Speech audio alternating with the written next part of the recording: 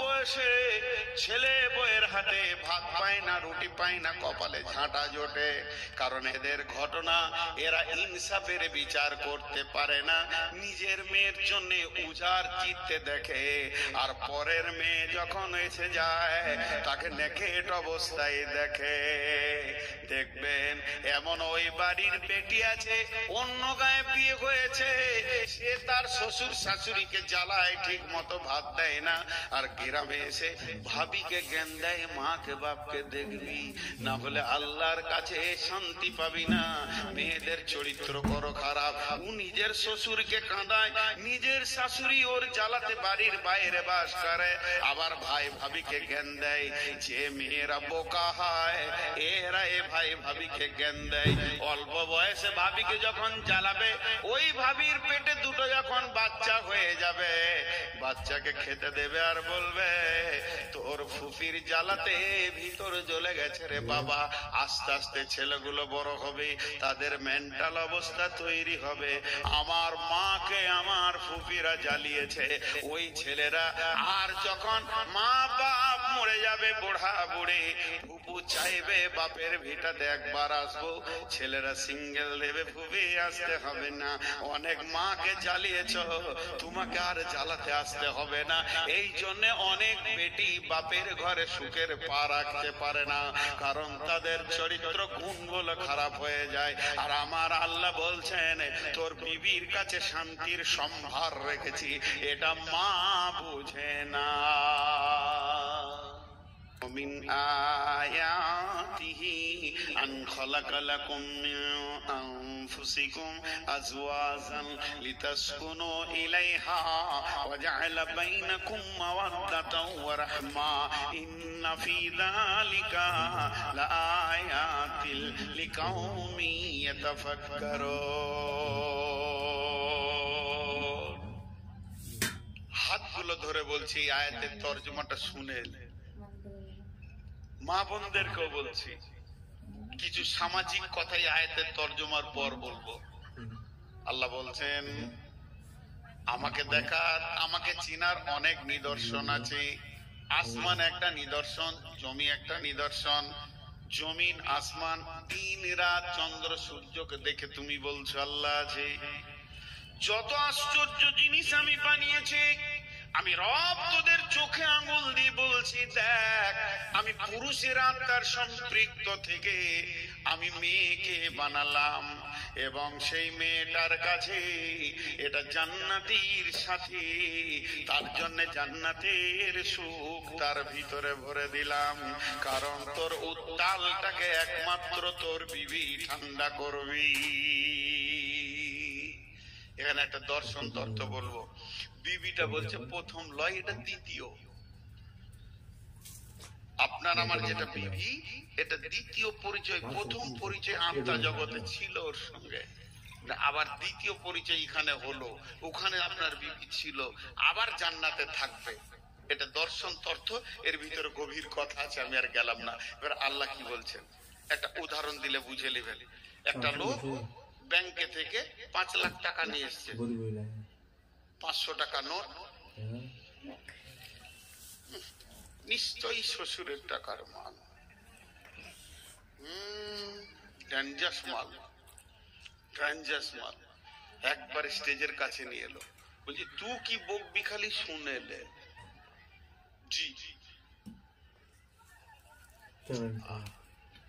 আজকে কোথায় জালসা করতে এসেছি গো? তো একটু ধ্যান দেন, একটু মনোযোগ। 500 টাকা নোট, 100 টাকা নোট, 200 টাকা নোট এরকম করে টেবিলে রেখেও গুনছে, খালি পানি দিয়ে গুনছে রাখছে। 1 লাখ, 2 লাখ, 5 লাখ। আর টাকা দেখে আপনার হাতটা খালি সুসুর সুসুর করছে। বুঝতে পেরেছেন কিনা? আমার দিকে ধ্যান দেন। টাকা দেখে আপনার কি হচ্ছে? হাত যা ইন্নালিল্লাহ, ওইদিকে গেল, ওইটাই দেখলে। তা আমি একবার দৌড়ে আসি, আমাকে কি দেখবেন? তাহলে দরাটাই যদি এত দামি জিনিস হয়, তা আমি একবার দৌড়ে গিয়ে ওইদিকে। একটা দামি কথা বলছি, মানুষের মিজাজ কোন দিকে যায়। আহা, তো ওর টাকা দেখে আপনার হাত সুসুর করছে। ও এনেছি স্টেট ব্যাংক থেকে 5 লাখ টাকা, আমি আপনাকে কি বলছি, ওর স্টেট ব্যাংকে বই আছে, বইকে খুলেছে, কম্পিউটারে টাকা নিয়ে এসছে।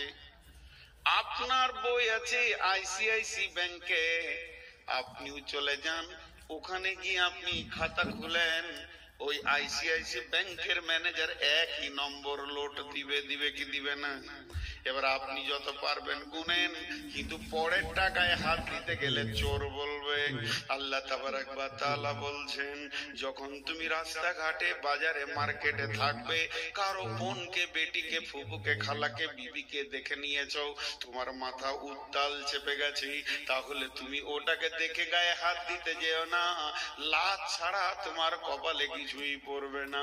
সিধা তুমি বাড়িতে চলে যাও, ওর কাছে যত কিছু মাল আছে সমস্ত মাল তোমার বিবির বডিতে মজুদ আছে, এটাকে তুমি লাড়ো চাড়ো, কেউ তোমাকে কিছু বলবে না। আমার আল্লাহ বলছেন, লিতাসকুনু ইলাইহা ওয়া জাআলা বাইনাকুম মাওয়াদ্দাতা ওয়া রাহমা। আর তোমার বিবি তোমাকে ঠান্ডা করবে, তুমি তাকে প্রেম দেবে, সে তোমাকে প্রেম দেবে। আল্লাহ চ্যালেঞ্জ দিচ্ছেন আয়াতের শেষে, ইন্না ফি যালিকা লায়াতিল লিকাউমি ইয়াতাফাক্কারুন। সারা পৃথিবীর যত বিজ্ঞানী আছিস, তোরা যেখানে যেখানে গবেষণায় বসে আছিস, একবার গবেষণার সূত্রটা বের করে দে, কেন তাদের মজাটা কত লাগে, কতটা তারা স্বাদ পায়, পৃথিবীর কেউ বলে দিতে পারবি না। অতএব বিবি হলো তোমার নিয়ামত। বিশ্বনবী বলেছেন, পৃথিবীর সব থেকে বড় সম্পদ হলো তোমার বিবি, এই সম্পদকে তুমি হিফাজত করো। এবার সামাজিক কথা 2 মিনিট বলবো, যে আবার আয়াতে যাব। আপনাদের এই হাতিমারা এলাকায়, দিনাজপুরে এরকম কোন মহিলা আছে কিনা জানি না, দেখবেন যারা বয়স্কা মা আছেন, বোন আছেন, খালা আছেন, আমার মা খালাকে বলছি, বিশেষ করে আজকে যারা বয়ান শুনছেন তাদেরকে বলছি, যারা এক্সপারে চলে গেছেন, আর যৌবন নাই, ঘরে শাশুড়ি হয়ে গিরথান হয়ে বসে আছে, ম্যানেজারি করছে, এই মাদেরকে বলছি, ধরেলেন একই সঙ্গে ভাই বোনের বিয়ে হয়েছে, ভাই আর বোনের একটা ভোজে বিয়ে হলে 2টা নতুন মানুষ আসবে, ভাইয়ের বিনিময়ে আসবে একটা নতুন বউ, বোনের বিনিময়ে আসবে একটা নতুন জামাই, তাই না ভাই? সমাজে 2টো নতুন জিনিস ঢুকলো একটা ফ্যামিলিতে। বিয়েটা হয়েছে এই মাস 3, সামাজিক কথা বলবো 5 মিনিট, এটা সামাজিক কথা বলছি। 5 3 বিয়ে হয়েছে কি 6 মাস হলো, আর 6 মাসের বিয়ে মানে উত্তাল সময়। এখন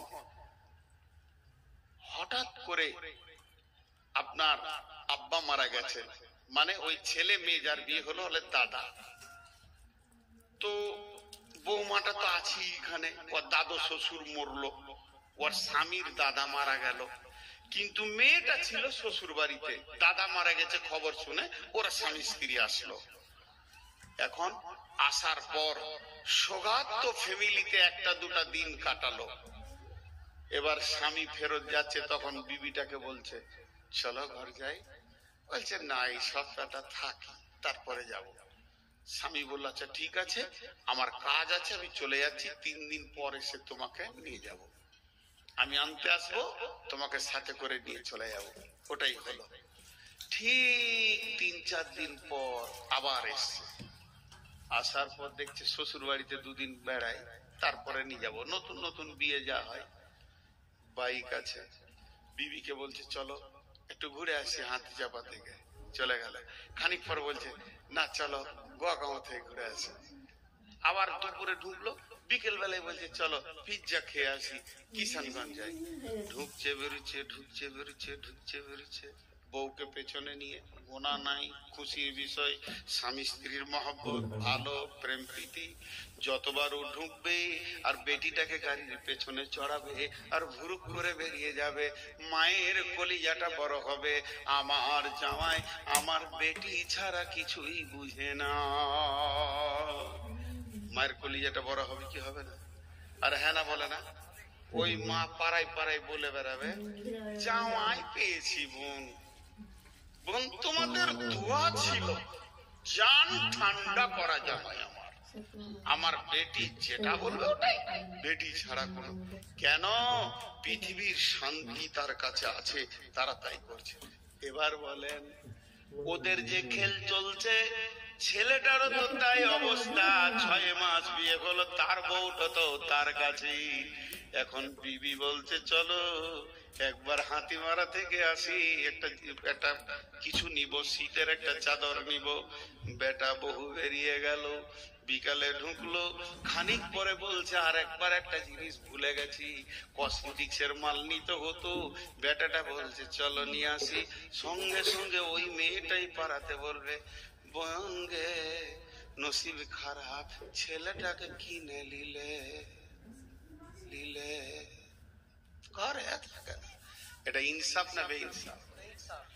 এই বেইনসাফের কারণে বহু মা বাপ পুরো বয়সে ছেলে বউয়ের হাতে ভাত পায় না, রুটি পায় না, কপালে ঝাঁটা জোটে। কারণ এদের ঘটনা, এরা ইনসাফের বিচার করতে পারে না। নিজের মেয়ের জন্য উজাড় চিত্তে দেখে, আর পরের মেয়ে যখন এসে যায় তাকে নেকেট অবস্থায় দেখে। দেখবেন এমন ওই বাড়ির বেটি আছে, অন্য গায়ে বিয়ে হয়েছে, সে তার শ্বশুর শাশুড়িকে জ্বালায়, ঠিক মতো ভাত দেয় না, আর গ্রামে এসে ভাবিকে জ্ঞান দেয়, মাকে বাপকে দেখবি, না হলে আল্লাহর কাছে শান্তি পাবি না। মেয়েদের চরিত্র করো খারাপ।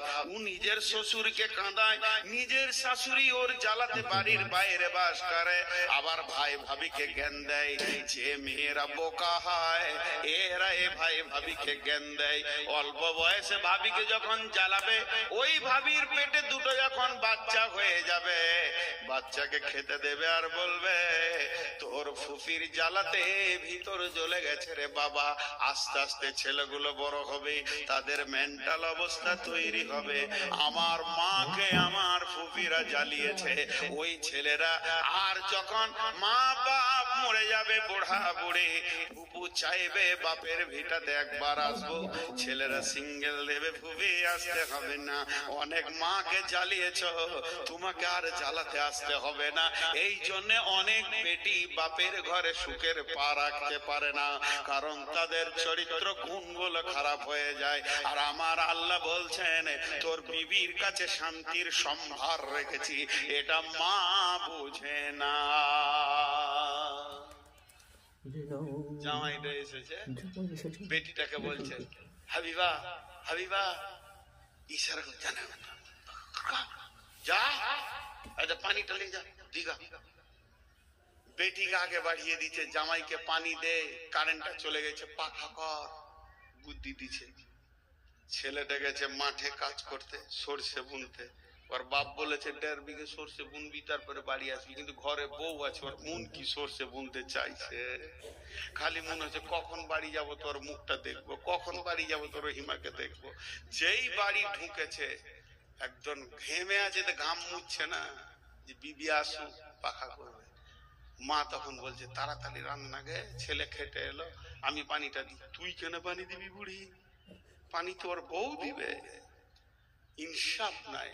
মেয়ের ব্যাপারে বলে তুই পানি দিক, আর পরের বইয়ের ব্যাপারে বলে তুই রান্না কর, তুই হাঁড়ি থালা ধুই, আমি বেটাকে পানি দিয়ে আসি। এটা ইনসাফ নয়। ইনসাফের মানদণ্ড শেষ হয়ে গেছে। যখন রাত্রিবেলায় দুজন শুতে যাবে রাত 10টায়, তখন বলবে তুমি যখন মাঠে থেকে এলে না, আমার জানটা ছিঁড়ে গেছিল, মনে হচ্ছিল যে আমি তোমার মুখটা মুছে দিই, একটুকু পানি দিই, একটু তোমার পাশে থাকি, খালি তোমার মা হুকুম করে দিলে রান্না কর, আমি আর আসতে পারলাম না। তখন ওই ছেলেটা জোরে একটা নিঃশ্বাস ফেলবে, হ্যাঁ ব্যবস্থা করছি দাঁড়া, আর 1 মাস পরেই জুদা হবে, ওদের সংসারের গোষ্ঠী বেঁচে খায়। এটাই হচ্ছে সামাজিক রোগ। আচ্ছা আমি অন্যায় বলছি আপনাদের মনে হচ্ছে? ভাইরা আমার, আমার আল্লাহর কালাম কি বলছেন? স্বামী স্ত্রীর ছন্দ পৃথিবীতে বহু কবি বহু রকম তৈরি করেছেন। বহু দার্শনিক বহু রকম ছন্দ বানিয়েছেন, স্বামী স্ত্রী প্রেম প্রেমিকা ভালোবাসা অর্ধাঙ্গিনী, কিন্তু আমার রব কোরআনে একটা ছন্দ দিয়েছে, এর ওপরে পৃথিবীর কোন কবি, কোন গায়িকা, কোন দার্শনিক, কোন সাহিত্যিক, কোন বিজ্ঞানী, কোন চলচ্চিত্র দিতে পারবেন না। আল্লাহ তাবারাক ওয়া তাআলা বলছেন, হুন্না লিবাসুল লাকুম ওয়া আনতুম লিবাসুল লাহুন্না, হুন্না লিবাসুল লাকুম ওয়া আনতুম লিবাসুল লাহুন্না, হুন্না লিবাসুল লাকুম ওয়া আনতুম লিবাসুল লাহুন্না। হে বিশ্ববাসী, স্বামী স্ত্রী সম্পর্কটা কেমন? বিবি হলো স্বামীর লিবাস, আর স্বামী হলো বিবির লিবাস। লিবাস মানে কাপড়। এই যে আমি পরে আছি জুব্বা, এর ভিতরে আছে লুঙ্গি, আর আছে গেঞ্জি, মাথায় আছে টুপি, এগুলো আমার বিবি, এগুলো আমার